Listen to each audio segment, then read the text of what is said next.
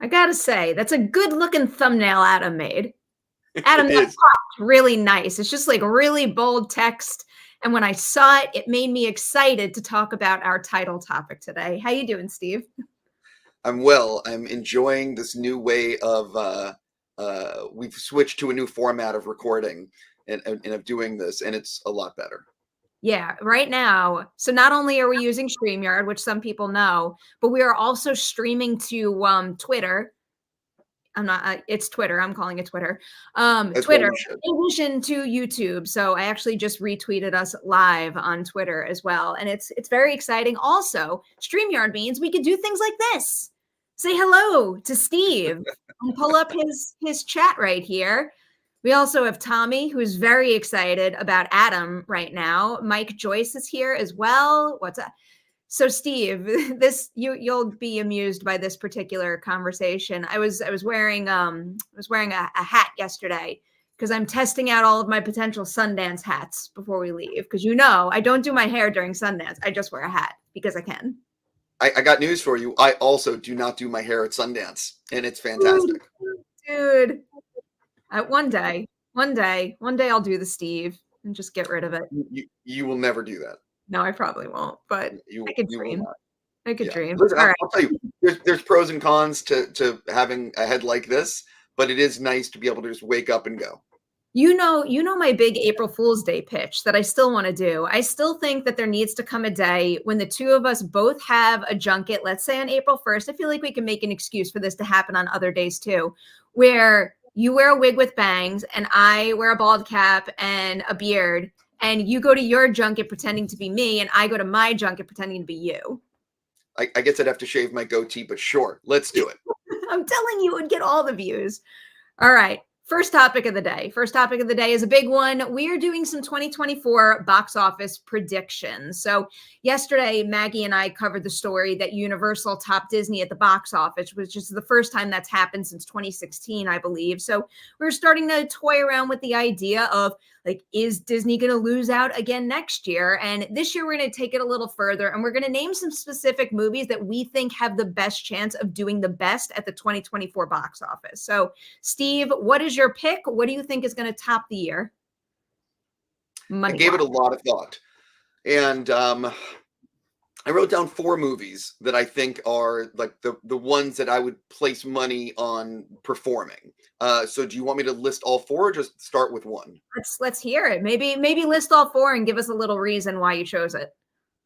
So the 4 that I wrote down were Dune 2, Deadpool 3, Gladiator 2, and Joker 2.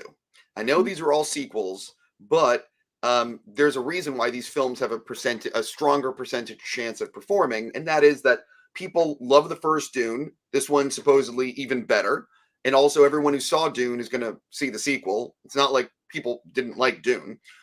With Deadpool 3, it's the only huge superhero movie of the year. Everything I've heard about the movie is like, it's going to be really good. It's going to be really good. And, it's going to be the R-rated MCU movie. There's so many cool surprises. Like, it's going to be huge. Joker 2, because everyone saw Joker. And if you saw Joker, you're going to go see the sequel. I wonder when they start advertising that it's a musical, if that is going to turn off certain people or if that's going to get people still excited to go see it. I think that if you saw the first one, you're going to want to see the sequel. And also with Gladiator 2, obviously anyone who saw Gladiator is going to want to see the sequel, and you're going to be appealing to an older audience, but also I think younger people are going to want to go when they hear about the action and the fact that you don't have to have seen the first one to see the sequel.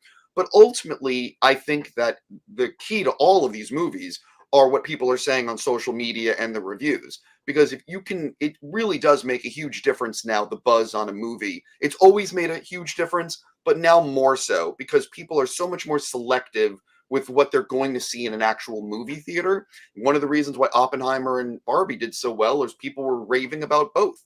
And, everyone felt the need to go. But I have a strong feeling that all 4 of those are going to be really good movies and people are going to want to go. And also, this year is a little thin on, and I hate using the word content, but it's a little thin in terms of movies. So the movies that are coming out that are bigger have more of a chance, I think. You're not wrong on that. Mike Joyce has a whole lot of faith in Madam Web. Madam Web Yeah. might be a rather risky 2024 release. We will see how it goes for that. So, of the ones you just named, I think, I mean, I don't have a couple on my list actually. One of the big ones that you said that I don't have in my top 5 for the year is Dune 2, not because I don't think it's going to do well. I actually think Dune 2 is going to make more money than the first Dune movie. The first Dune movie topped out at $402 million worldwide. And so the big question with any continuing series is, will the audience narrow and grow with film 2? And in this particular case, I am leaning towards it growing. One, because I have a whole lot of faith that the movie is legitimately good. And two, because Timothée Chalamet is an even bigger star than he was a couple of years ago. And then on top of that, you get more screen time for Zendaya. You have Florence Pugh, you have Austin Butler. I have a good feeling that Dune is going to make more money. I just have I feel like it's going to fall between the $500 and $600 million range worldwide for its box office run. And I don't think that's going to be enough to top the other 5 that I'm going to name. I am predicting. By the way, you could be right about that. It might not be the in the top 4 or top 3 of the year, but I also am thinking that a lot of people watch Dune at home on HBO Max and have seen it. And I do think the reviews on the movie are going to be so huge that it's going to encourage people. I don't know, but you're right. It might not be in the top 3. I would believe it's going to do well, though. So the movie that I think is going to make the most money in 2024 is Despicable Me 4. So the first one in that franchise made 543 million. Then the second one made 970 million worldwide, and then the third one made $1 billion.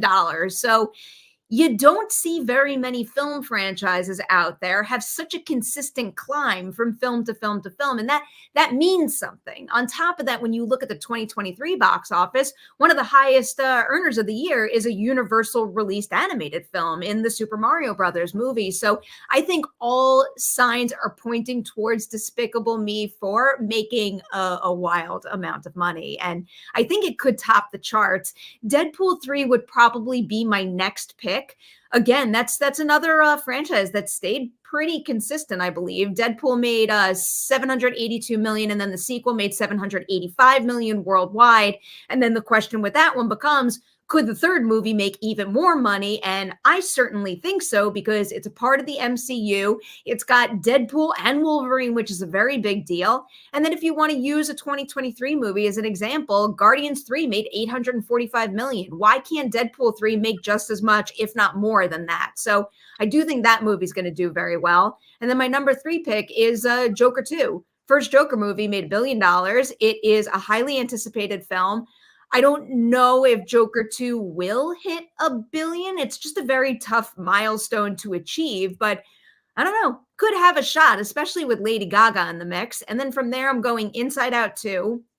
I do think that an animated feature is a very good shot of making a lot of money, especially when the first film made 858 million worldwide. So if Inside Out 2 kicks off its run with a significant amount of positive reviews at its back, I think it could be heading down a similar path. And then my last pick, my 5th movie, would be the Mufasa movie. So I know that people aren't super enthusiastic, it seems, about the live action adaptations, but we can't forget that in 2019, the Lion King movie made $1.6 billion. That is a lot of money. I know that the Mufasa movie is a spinoff and not Lion King proper, but clearly there is interest in that brand. And even if it doesn't cross the $1 billion mark, I just have a feeling Mufasa is going to do quite well. So those are my top 5 as of right now. Yeah, look, if I was a smarter person, I would just bet on all animated movies, because things that appeal to families are always going to perform more. But I didn't. And I just went with others. But no, I mean, look, that's the safer bet. The movies you named are all the safer bets. And look, the fact of the matter is, like I said earlier, the reviews really do matter. And, it comes down to, with some of those animated movies, how are they? and with the movies I mentioned. But you're right. All those animated movies are probably going to do better than the ones I listed. But who knows? Oh, So also, yeah, and I agree probably with points at Wicked. Wicked is pretty high up on my list. yeah. Part of the reason why, and it's, you know, it's one of the biggest Broadway shows of all time. You know this, Steve. I am full blown obsessed with the Broadway show. I read the book, everything. And there's a significant amount of people like me out there. The reason why I bumped it out of my top 5 is because I guess the way recently that movie musicals have been handled makes me nervous, because when it comes to, I guess, The Color Purple, Wonka, the Mean Girls movie that's coming up, it feels like the promotional campaigns are scared to emphasize the Yep. fact that they're musicals, which I don't know, it's very confusing to me. I mean, I guess Wicked might have more recognizable music than any of those titles that I just named. So why would they shy away from that? But I'm like a little nervous about the potential of a movie musical at the box office. But Wicked has always been a very special property, and it could prove to be the same on the big screen as well. So I have faith. I think the real thing is going to be, how does Warner Brothers advertise Joker 2? Because you've hit the nail on the head. All these studios are afraid to say musical. And with Joker 2, they're going after, they want a male audience, you know, to come to this movie, but a lot of guys don't want to see a musical. So it's like, do you do the bait and switch where it's like you don't really say it's a musical and then you get in the theater? And also it comes down to, we don't actually know how many songs are in the movie. Is there like 2 or 3 songs in Joker 2, or is it like a full-on 15 song, you know, just straight up musical? Like, no one knows. So it'll be interesting to see how they advertise it. I mean, I'm all in on this. I think that this is, you know, I'm very excited to see what this is. But you know, I like musicals, so you know. I'm right there with you. I'll pull up this one last chat here just to touch on, in particular, Ghostbusters, Frozen Empire, and Kingdom of the Planet of the Apes. I mean, I have faith in both films. I think they're going to do pretty well. But again, we're kind of focusing on the top tier films, and I feel like those movies are going to be sub 600, maybe 500 million worldwide at the box office. So they just can't compete with those other ones that we've named. Also, something else is, you know, the next 18 months are really going to shine a huge light on what is the status of movie theaters and people going to the movies. Because before COVID, there were a lot of billion-dollar movies. And right now, you know, we talked about it last year, there was only like 2, you know, and so the real question is, are there going to be a lot more $500 million movies, $400 million movies in that range? Or are there going to be films that get to $1 billion? And we're going to know this year. Like, is this year, do we get many billion-dollar movies? Because that's also going to impact what studios make in the future and how much they're willing to spend. So this is a big year. Yep. I'm very curious to see how it all pans out. And we will be here on Collider Dailies covering it every single step of the way for you. All right. Story number 2 today is Steven Yeun exiting the Thunderbolts movie. So we learned just the other day that he dropped out of Thunderbolts, and just recently someone asked him about, you know, what happened? Why did you exit? It was Variety in particular, and it was at an event in West Hollywood. And Steven Yeun had said, I think for me, time passing and things shifting kind of pulled me out of it.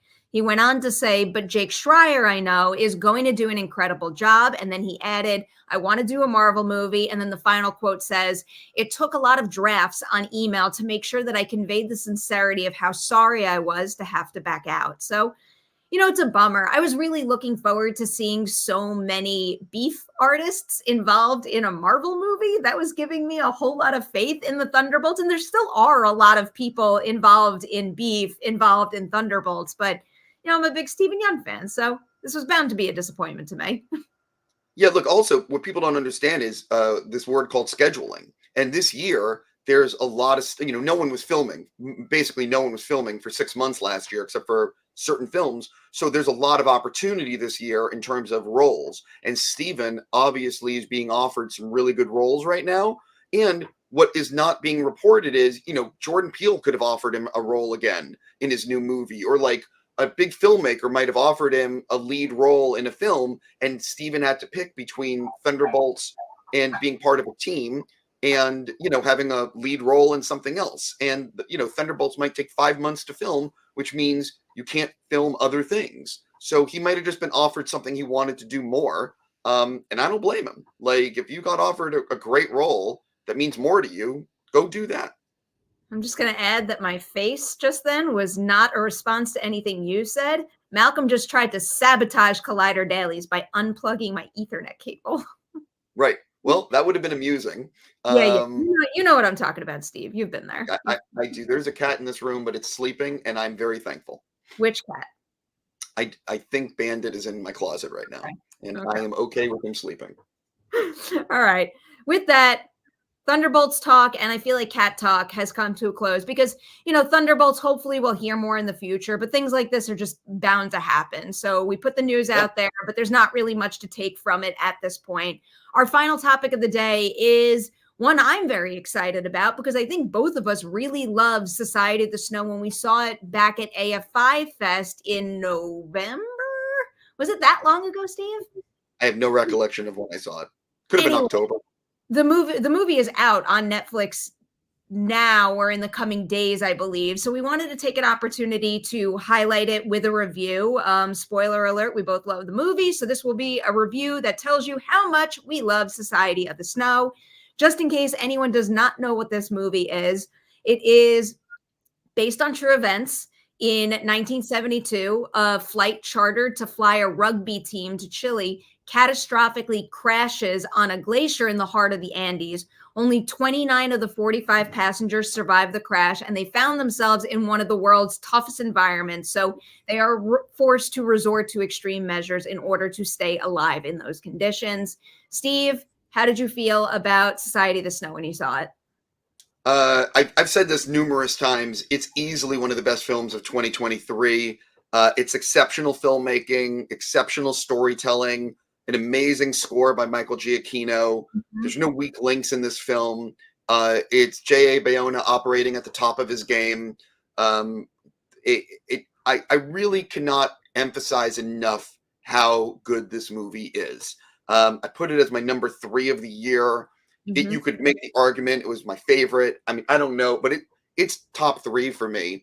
And just, as you watch it, he just does such a great job. And you mentioned this when we previously talked about it, about giving each person who's on screen time to shine and get their story across.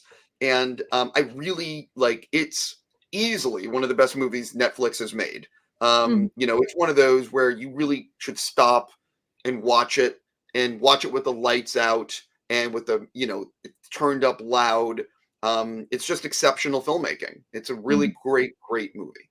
Yeah, just to build on what you just pointed out there that I had mentioned, I think it can be really difficult when adapting a true story that involves many people where it can come across as the person who gets the most screen time matters the most in that version of the story. And Society of the Snow does have a strong protagonist, I would say, but J.A. Bayona's dedication to making sure that every single person not only gets their time to shine in the movie, but that you feel the weight of every single life involved in this scenario. That is some exceptional storytelling and filmmaking work right there. And it's a quality of the film that I really appreciated and just deeply respected. But on every single level, this movie is phenomenal. And I do think it's going to wind up getting the international feature nomination, possibly score as well. But I am hoping in the coming weeks that buzz, especially when it hits Netflix, that the buzz picks up and the word of mouth pushes it into the Oscar conversation even more so than it is right now, because, it wasn't in my top 10 of the year, but I will agree that it was one of the best movies made that was released in 2023. And I think it deserves that credit. Really, just a number of the set pieces are they're so riveting. And I know it's, a little bit of a cliche thing to say, but so many scenes in that movie truly took my breath away.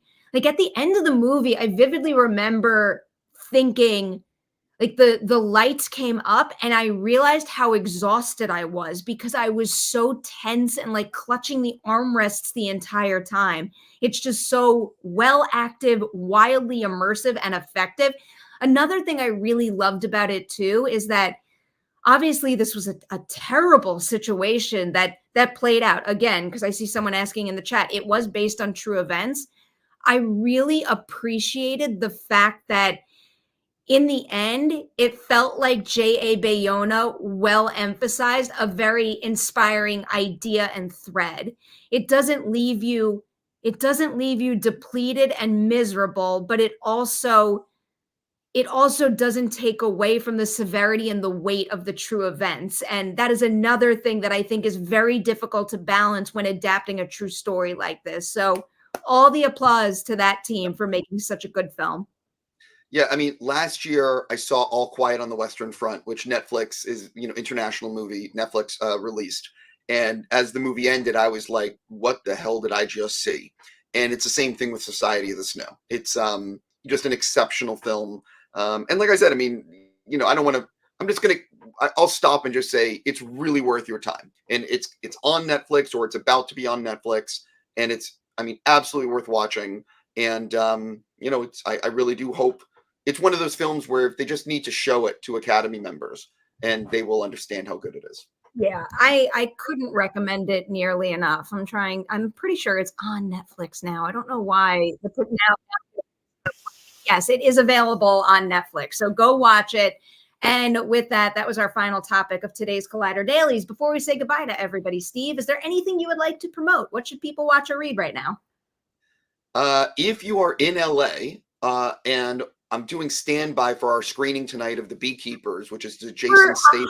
I'm sorry to interrupt you. For a hot second, I thought you were about to say I'm doing stand-up, and I'm like, let me fly back to LA right now. I would like to see this. That is never going to happen. But no, we're doing The Beekeepers tonight. All the tickets. Yeah. I was gonna say something, but let me go back to Beekeepers. So we have David Ayer for the Q&A, and I'm doing standby tickets because the screening is full. But if you want to attend, DM me on X, Twitter, Collider Frosty, and say you're interested. I'm limiting it to 30 people, so that way we're not turning people away. What else? We're announcing early next week an IMAX screening that I cannot wait to see. I haven't seen it yet, and I'm going to see it with everyone the night that we do it. So early next week, we're announcing that. And we have a few other cool things that have not been announced yet.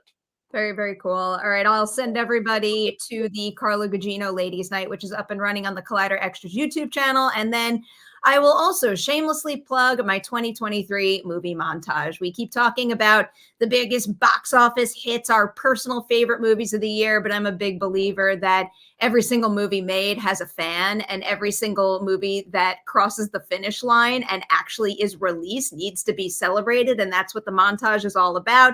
It is basically me just cutting clips to a movie to great songs from the year. And I tried to include every single movie that was released. That proved to be impossible to do because there are so many movies, but I did my best to include them all, and I hope you all enjoy it. With that, I will say goodbye. It's you and John tomorrow. I can't wait to watch that episode because I think that's the first time you two are doing an episode together. So that should be very exciting and cool. I lifted the restraining order so he could do it. Oh, God. Good thing, just in time for Sundance, Steve. Have fun tomorrow with John, and I will say goodbye to everybody. Tune in tomorrow, 10 a.m. PT, for that new edition of Collider Dailies.